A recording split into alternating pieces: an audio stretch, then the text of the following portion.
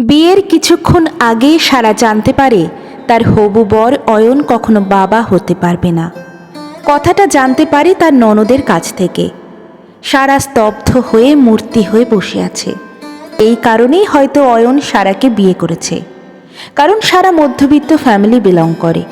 কোনো বড় ঘরের মেয়ে এমন কোনো ছেলেকে বিয়ে করবে না যে কিনা কখনো বাবা হতে পারবে না। সব মেয়েরাই চায় মা হতে। সারা ব্যাপারটা ওর বাবা মাকে বললে তারা অসহায় চাহনি দেয়। সারা বুঝে নেয় ওর বাবা মাকে বলে কোনো কাজ হবে না। ওর মা আস্তে করে কানের কাছে বলে, মানিয়ে নে মা, আমরা গরিব ঘরের মানুষ, এত বড় ঘর থেকে বিয়ের প্রস্তাব এসেছে, এটাই তো অনেক। সারা কিছু না বলে শুধু নির্লিপ্ত চাহনিতে তাকিয়েছিল ওর বাবা মার দিকে। আচ্ছা, মেয়েদেরকে সবাই এতটা দুর্বল ভাবে কেন? কেন সব বিষয় মানিয়ে নিতে বলে? তাদের কি কোনো অধিকার নেই?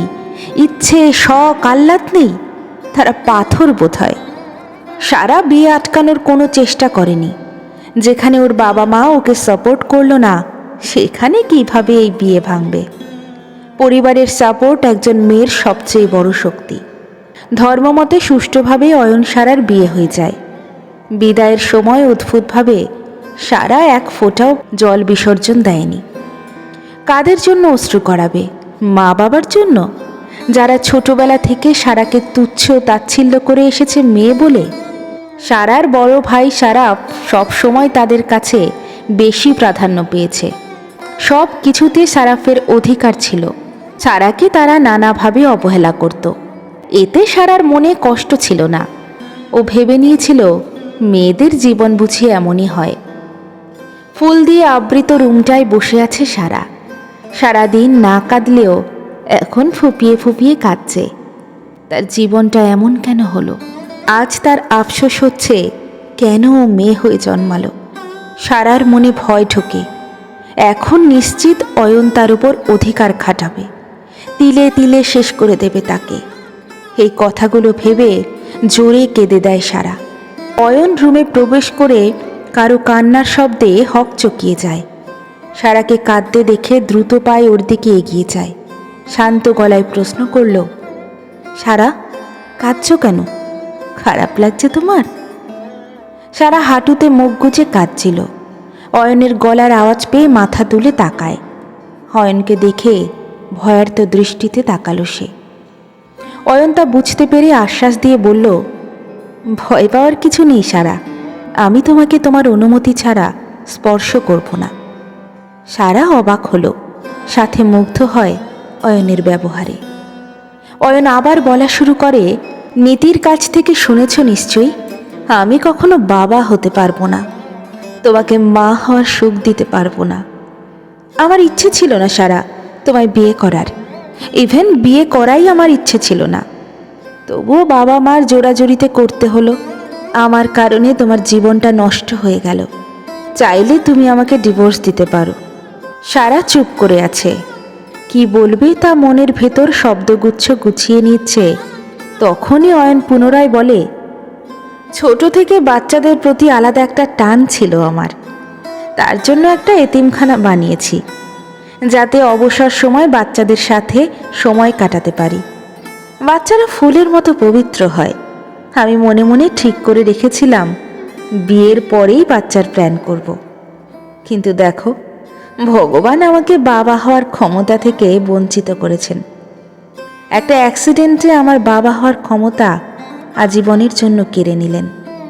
আসলে মানুষ যা চায় তা কখনো পায় না, যা চায় না তাই প্রকৃতি ফিরিয়ে দেয়। কি অদ্ভুত না? অয়নের চোখে জল জল করছে। কতটা কষ্টে আছে অয়ন তা হয়তো সারা বুঝতে পেরেছে। সারা অয়নের কাঁধে হাত রেখে বলল, আপনার এতিমখানা আছে না, ওখান থেকে আমরা বাচ্চা অ্যাডাপ্ট করে নেব, যতগুলো ইচ্ছে ততগুলো। অয়ন বিস্ময়কর চাহনি নিয়ে তাকায় সারার দিকে। অবাক কণ্ঠে বলল, তুমি আমাকে ডিভোর্স দেবে না? উফ, কেন দেব? এই সামান্য কারণে কোনো স্ত্রী তার স্বামীকে ডিভোর্স দেয়?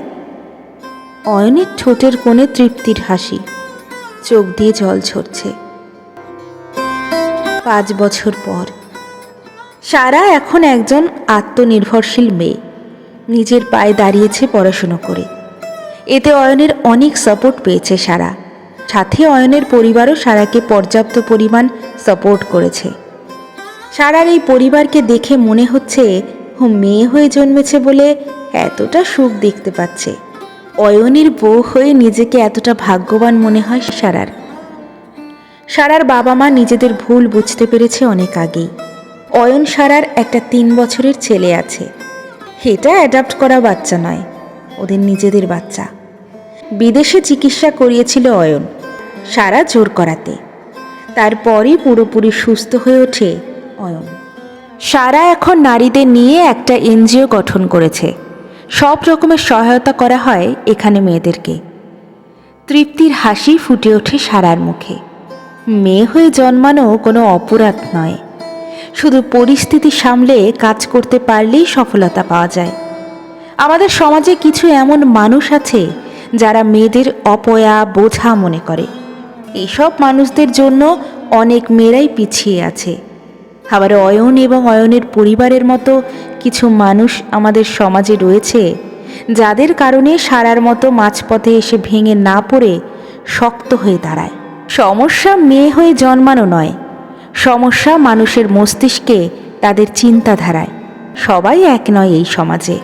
ভালো মানুষেরা আজও আছে এই পৃথিবীতে।